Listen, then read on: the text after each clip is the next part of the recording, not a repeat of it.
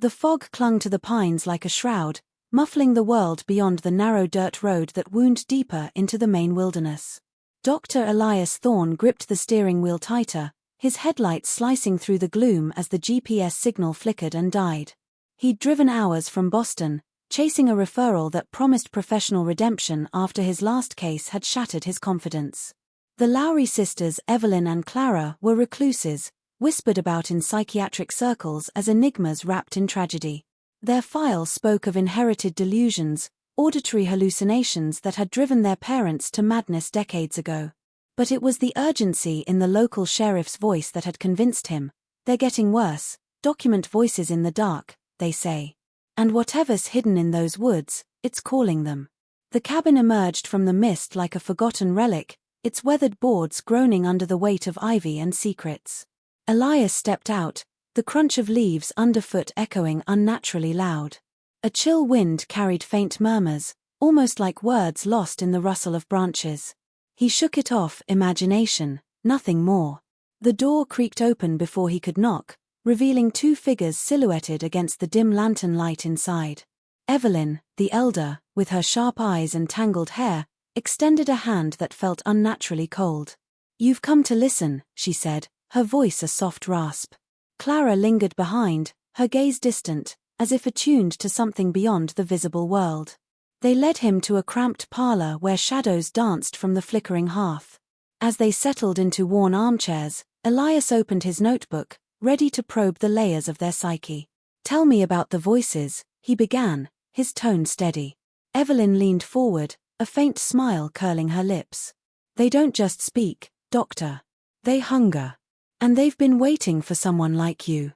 The fire popped, and for a split second, Elias swore he heard a whisper in the embers, not words, but a low, insistent pull that made his skin crawl. Outside, the woods seemed to press closer, alive with unseen eyes.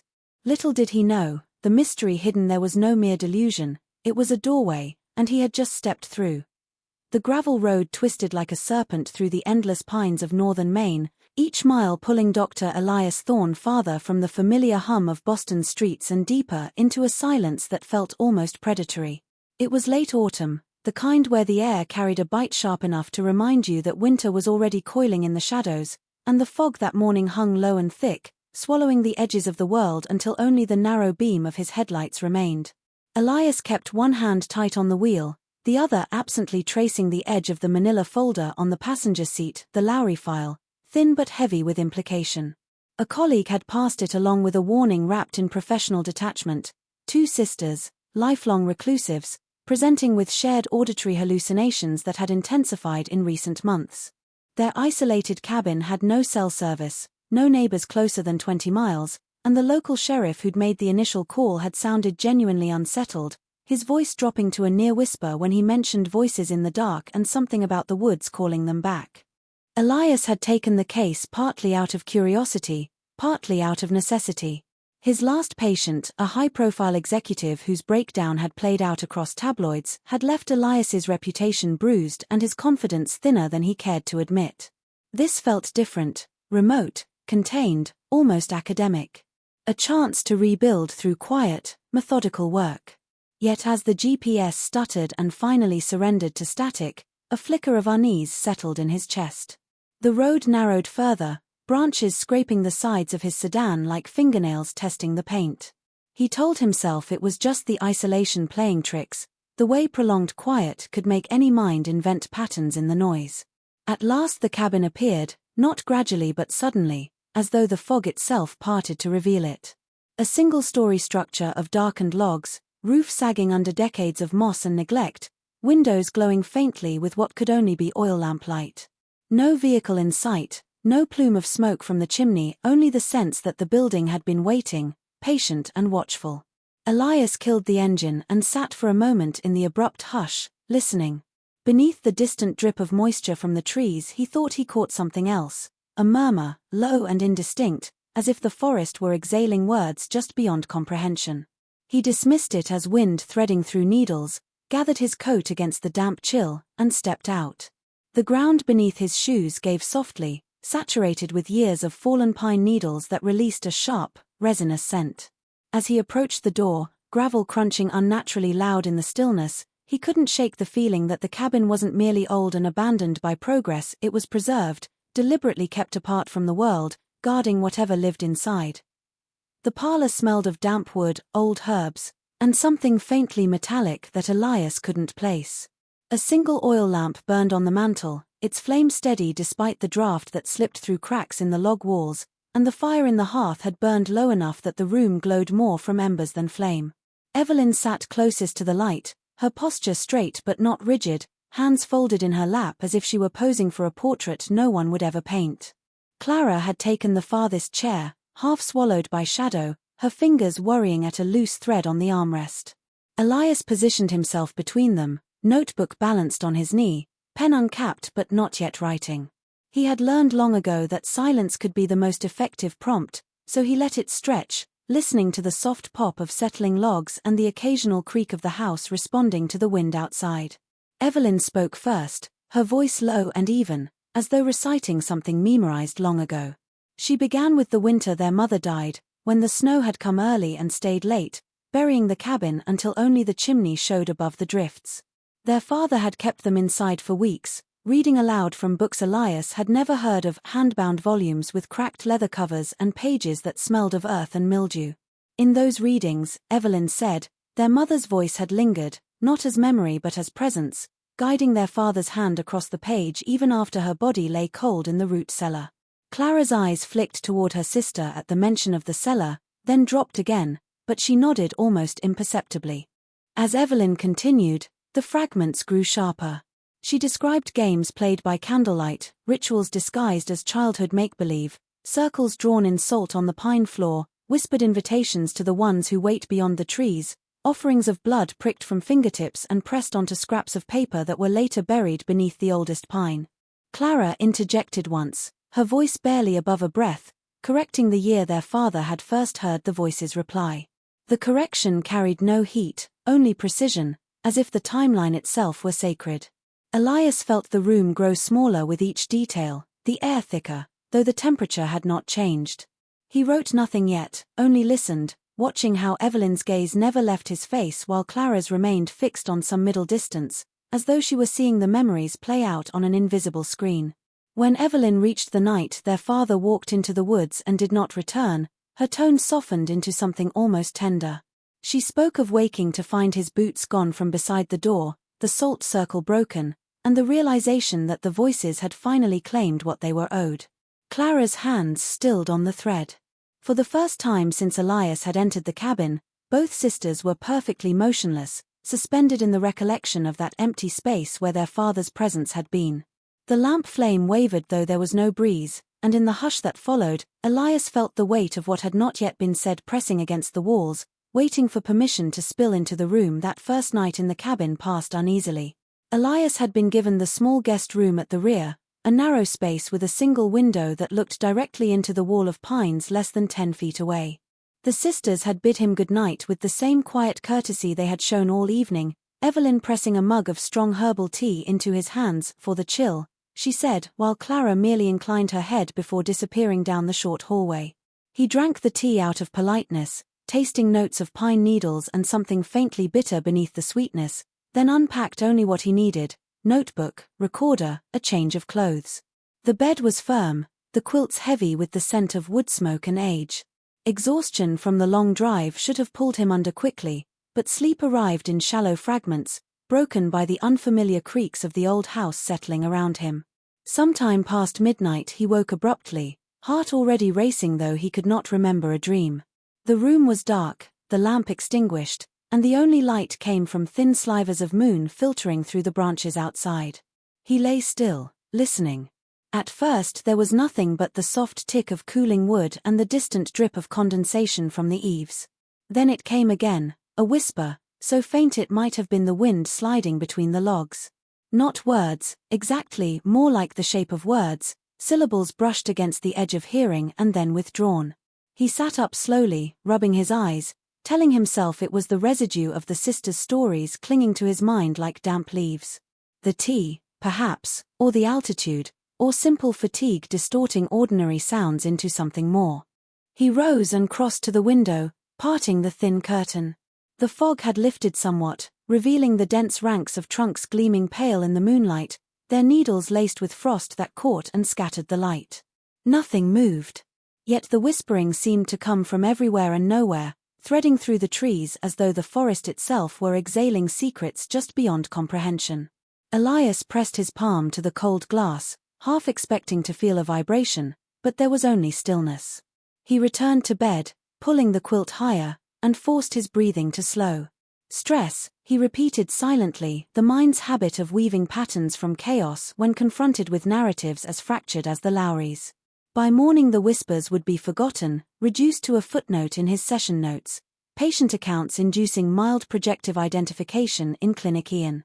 But as he drifted toward uneasy sleep, the sound returned once more, closer this time, almost intimate, curling around his ear like breath.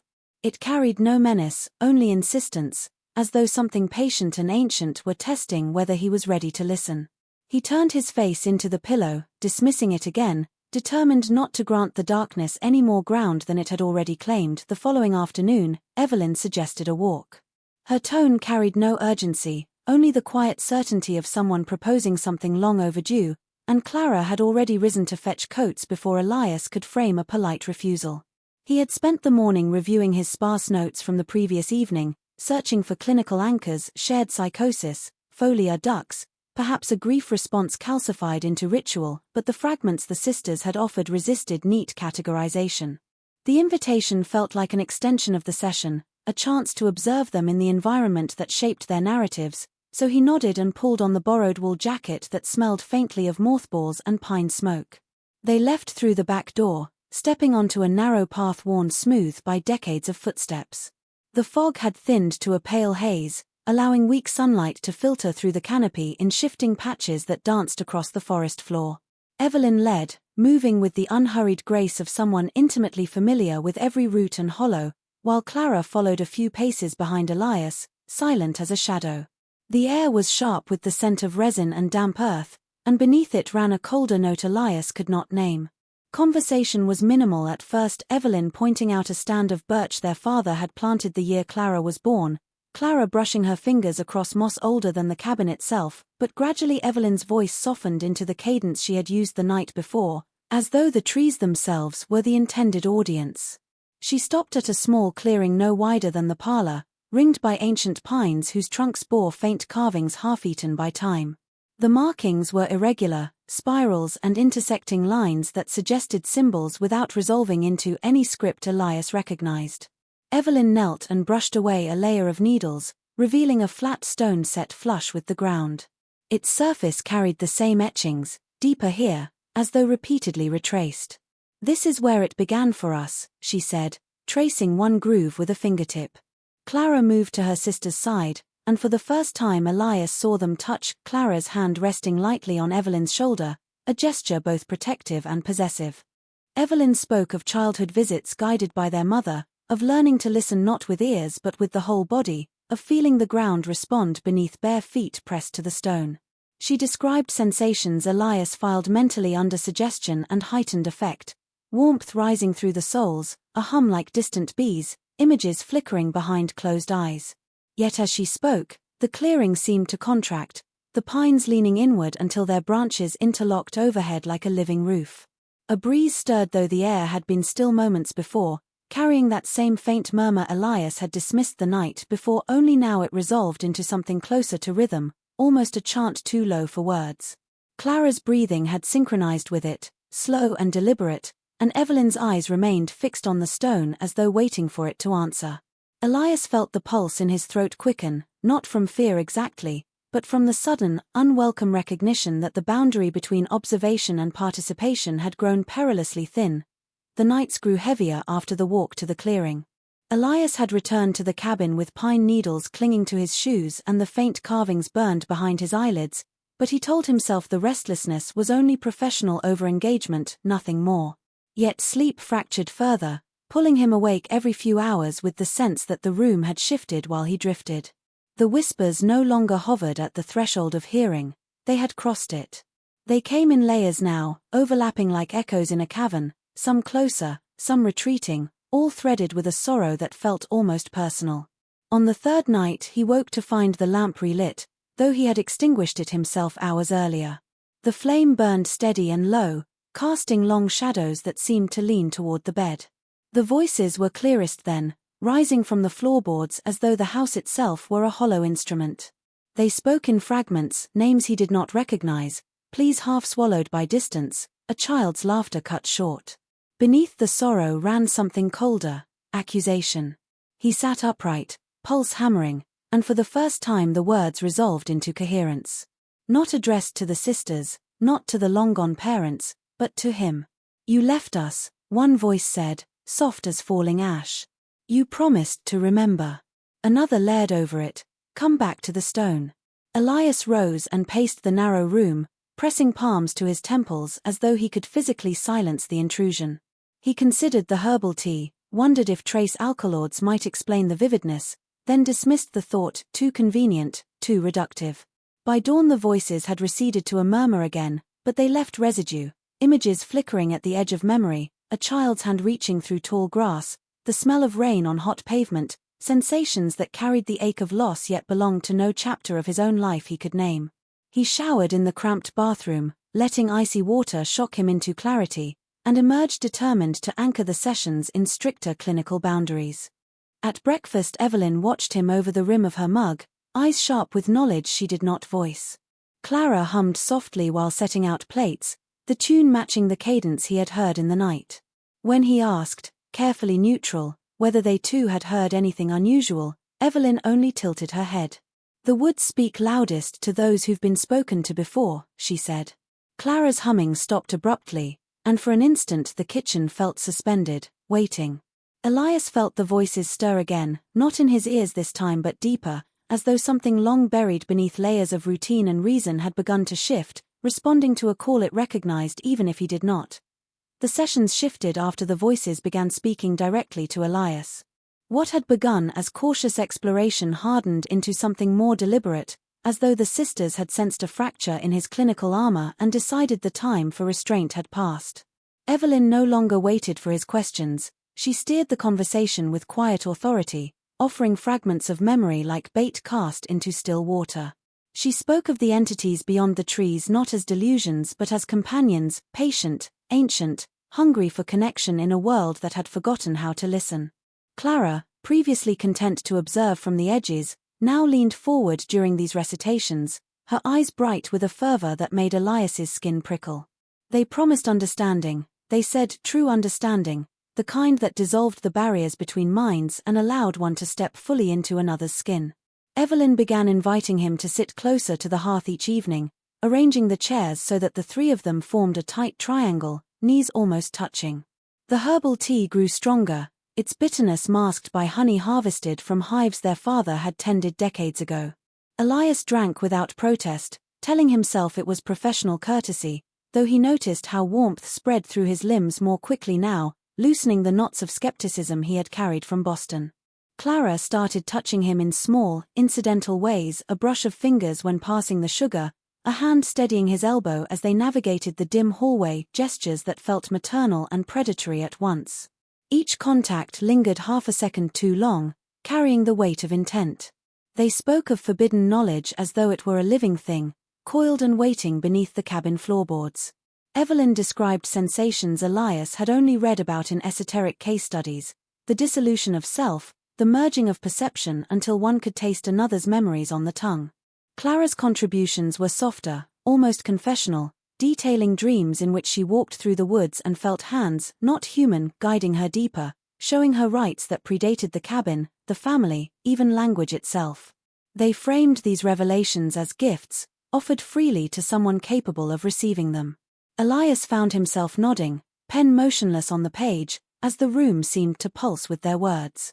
When he tried to reassert boundaries, suggesting they return to childhood timelines, grounding the discussion in verifiable events, Evelyn's smile turned gentle, almost pitying. "You're fighting the current, Doctor," she murmured. "Let it carry you. We've waited so long for someone who could truly hear." Clara reached across the small space then, her cool fingers closing around his wrist, thumb pressing lightly over his pulse as though measuring its readiness. The voices stirred in answer, closer than ever, threading through the sisters' words like harmony beneath melody. Elias felt the pull strengthen, a tide eroding the last solid. The discovery came on a rain-lashed afternoon when the sisters had left Elias alone in the cabin, murmuring something about gathering herbs before the storm worsened. He had intended to review his notes, perhaps draft a preliminary report for the referring physician, but restlessness drove him from the parlor chair. The house felt different in their absence, quieter yet more watchful, as though the walls themselves were listening. He wandered the narrow hallway, past the sisters' closed bedroom doors, until he reached the kitchen and noticed a low door set into the pantry wall that he had not seen before. It was unpainted, flush with the surrounding boards, its iron latch cold and slick with condensation. Beyond it, narrow stairs descended into darkness thick with the smell of earth and old paper. Elias hesitated only a moment before flicking on the single bulb that dangled from a frayed cord. The cellar was smaller than he expected, its stone walls sweating moisture that ran in thin rivulets to the packed dirt floor. Shelves lined one side, crowded with jars of dried plants and unlabeled tinctures whose contents had separated into cloudy layers. In the center stood a rough-hewn table, and upon it lay a book bound in dark leather cracked with age, its spine reinforced with brass clasps gone green.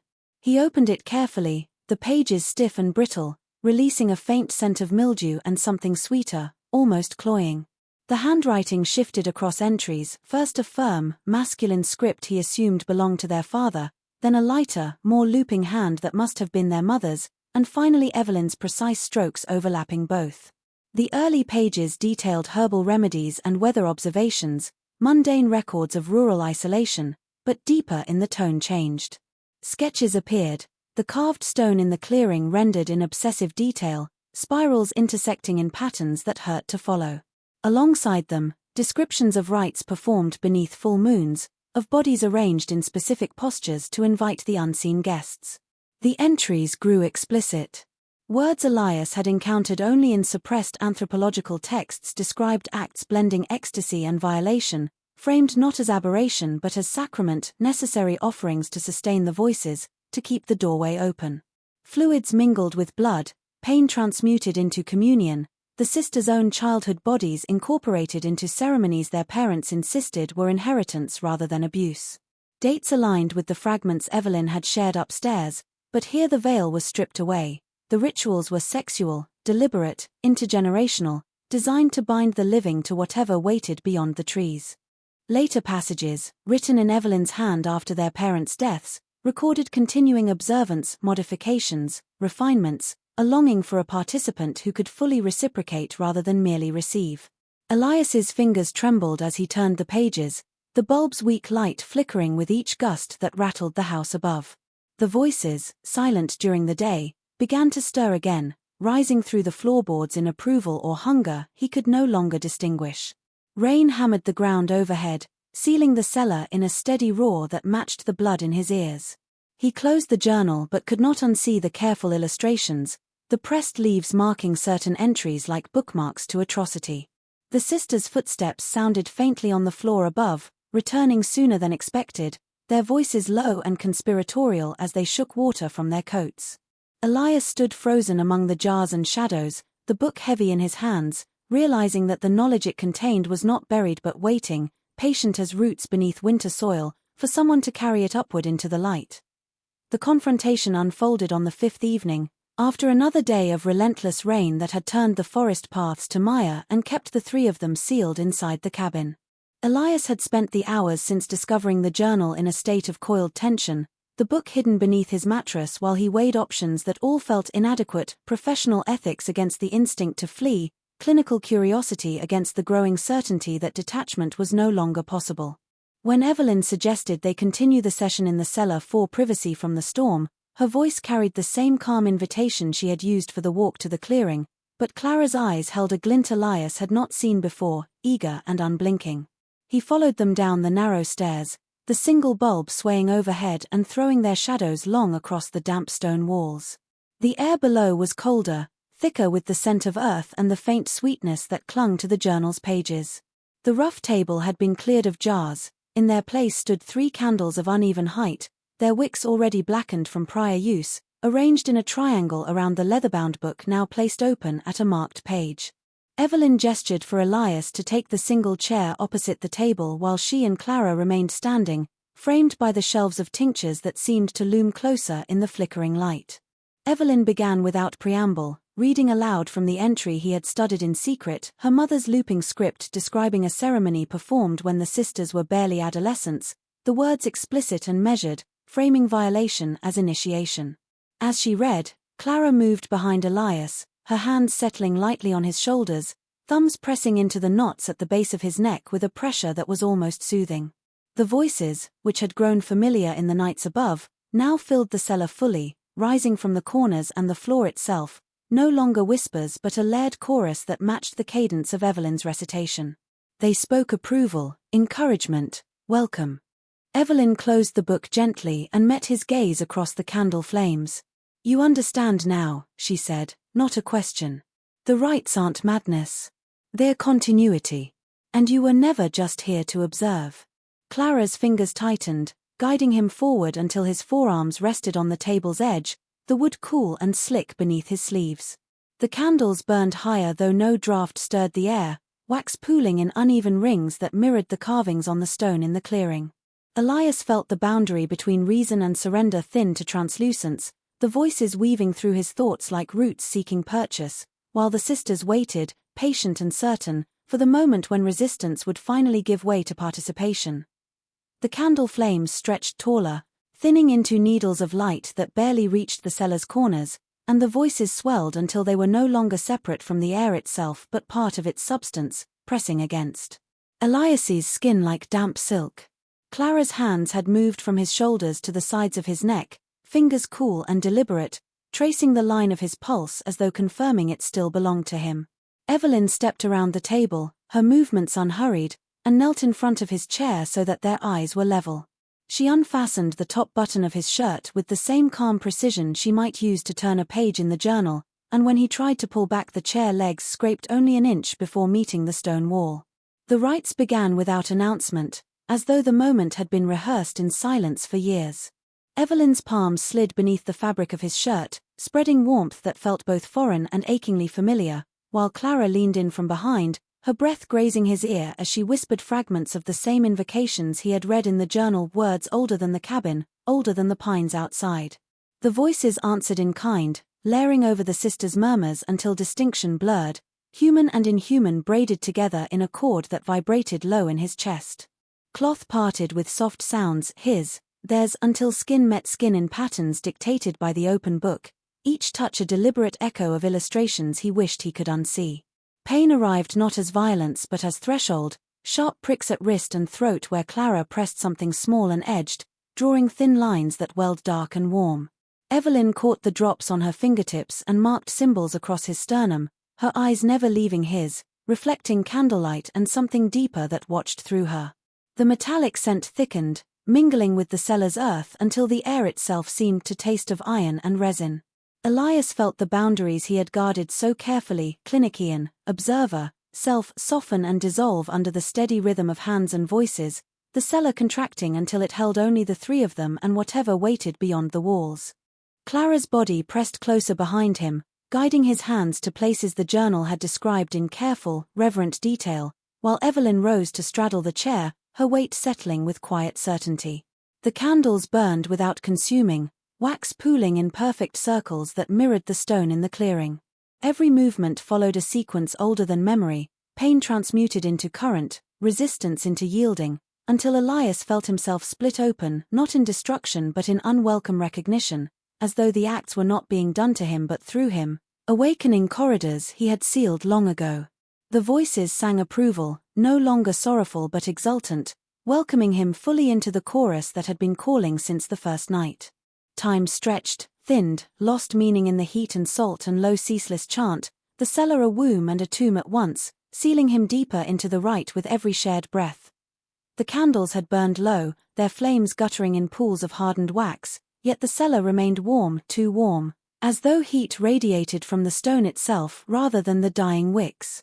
Elias's shirt lay discarded somewhere in the shadows, his skin marked with drying symbols that stung faintly when the air moved. Evelyn still straddled the chair, her weight a steady anchor, forehead resting against his while her breath came slow and even, almost meditative.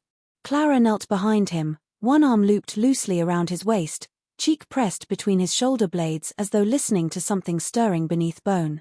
The voices no longer rose and fell in waves, they had settled into a constant, intimate hum that vibrated through flesh and thought alike, indistinguishable from his own pulse. Time had lost its edges. Minutes or hours might have passed since the rite's climax, when pain and release had braided so tightly that Elias felt himself unmade and reassembled in the same breath. Now, in the aftermath, clarity arrived not as rescue but as revelation, sharp, unwelcome, inevitable. Images surfaced unbidden, a child's small hand clutching a woman's skirt in a sunlit kitchen that smelled of coffee and lilacs, the same woman later walking into tall grass while voices called from the tree line, promising safety if she only stepped closer. The woman's face was his mother's, though he had no memory of her beyond photographs yellowed with age and the official story of an accident when he was 4. Yet here she was, vivid and aching, turning back once to wave before the grass swallowed her. Another fragment followed, himself as that child, pressed to the window of a social worker's car as it pulled away from a cabin much like this one, pines blurring into a green wall while faint voices, sorrowful, pleading, trailed after him like ribbons snagging on branches. He had promised, in the wordless way children do, to remember her, to come back when he was bigger. The promise had buried itself deep, encased in layers of therapy and education and deliberate forgetting until it calcified into the very detachment that had brought him here, chasing cases of inherited delusion. Evelyn lifted her head, eyes soft with recognition rather than triumph.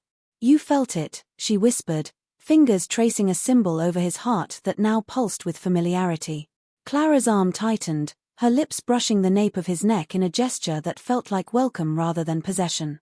The voices shifted, sorrow giving way to something warmer, relief, perhaps homecoming, as though the chorus had waited decades for this final note to join the harmony. Elias understood then that escape was never the point. The cabin, the sisters, the rites themselves were merely the mechanism to unearth what he had fled. The forest outside pressed close, patient and ancient, ready to receive what had always belonged to it. Resistance dissolved not into defeat but into exhausted surrender, the last barrier crumbling as memory and inheritance braided fully into the present. The candles flickered once more, then steadied, burning clear and bright again though no hand had tended them, illuminating the 3 figures sealed together in the cellar's endless hush.